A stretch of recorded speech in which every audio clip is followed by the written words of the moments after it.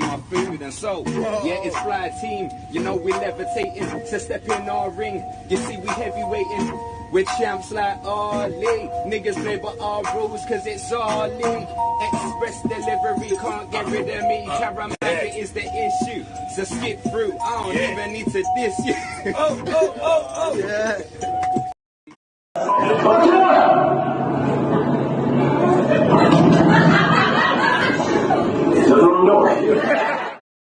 Yeah, it was a gradual, shaving off of the hair. All of us boys with our vain approach to hair. We ended up, I don't want to say it, but I think I went with the most extreme haircut first, and then the Peakies copied me. Just saying.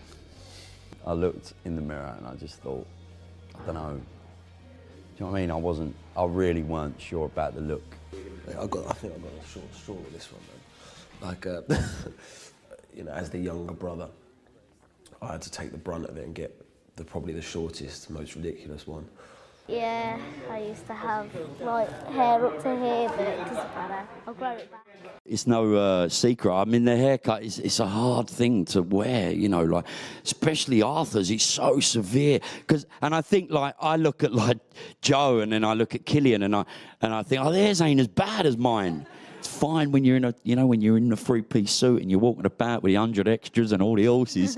As Joe said, no, that's great. You know what I mean? When you're on set of Peaky Blinders and you take the gear off, and you know what I mean, you're walking about South London with that haircut.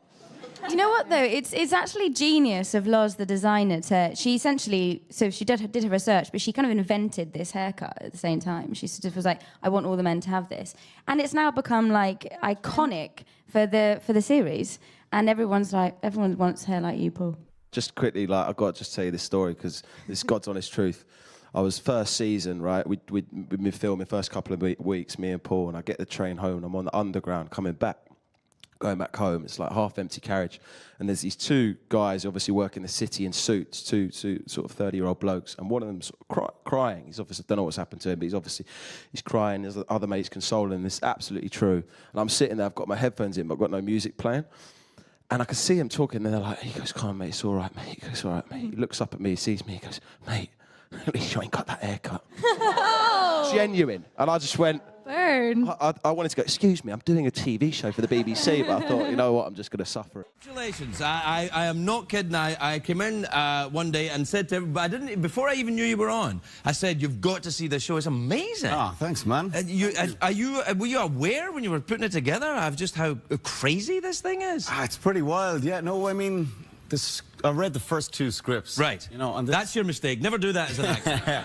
Yeah. Well, if you go off the name alone, it doesn't reveal much, you know. I know. I thought it was about dancing or something. You know. Really, you can't tell. Right. But it was so compelling and so unusual and unique, and yeah, I was hooked immediately. The name Peaky Blinders is the name of the gang, right? Yeah. And they were a real gang in Birmingham. Is that right? That's right. Yeah. And I mean, the name.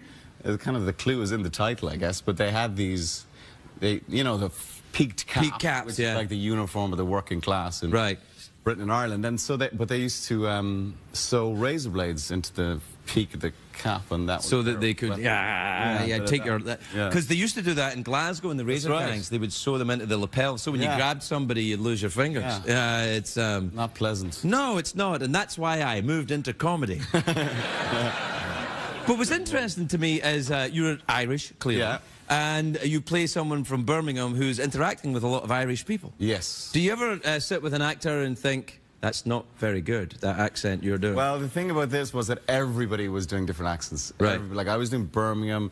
The Irish characters were like, you know, the Annabelle Wallace who plays Irish, she's raised in Portugal. Sam Neill, he's a Kiwi, he's playing Belfast. Sam Neill's accent is great in this, isn't it? Yeah, he sounds a bit like Ian Paisley. Yeah, is that what he did? Is that the accent he was looking at? I think he was going for a bit of that. Right. Yeah, fire and brimstone. It's really weird. It's such an odd show. It's like The Wire made by Kurosawa in Britain at the turn of the century. It's nuts. It's a great description. Well, it kind of is. It's just bananas. Yeah. And what I'm fascinated by as well is that it's a working class story. That's the thing. So you're obviously playing playing Oswald Mosley, a real-life MP, were you able to do quite a lot? Yeah, there you are.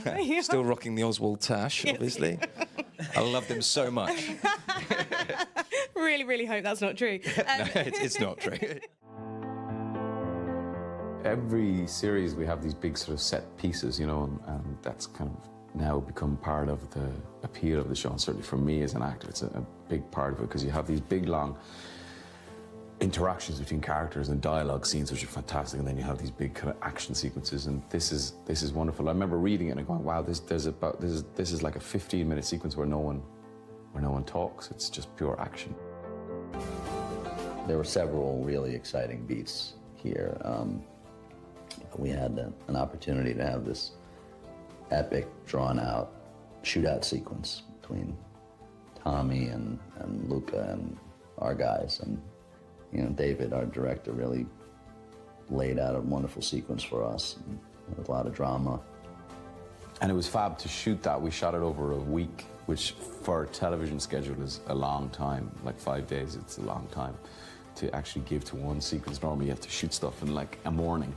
So it was quite a big deal, and we tried to give it some sort of scale and some sort of sense of the city.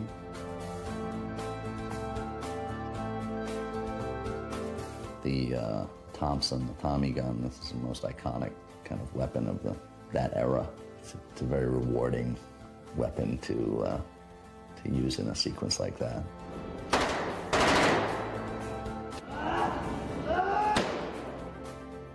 I think we succeeded. It was certainly amazing to shoot it, you know, because it's pure adrenaline, pure. I don't think I say anything at all until the very end. Those are the real fun moments when you have a chance. Times while we were making this season, are you good or bad? I am standing up. No different. Only about 4'5", leave it out. Can you see me now? Go on, what? Is Michael Gray good or bad? What's that? Is Michael Gray good or bad? Is Michael And Gray how good did you or decide bad? to play it in the end? I think he's good. I've got to think he's good. I think Michael's the next generation. Maybe the future. Let's see.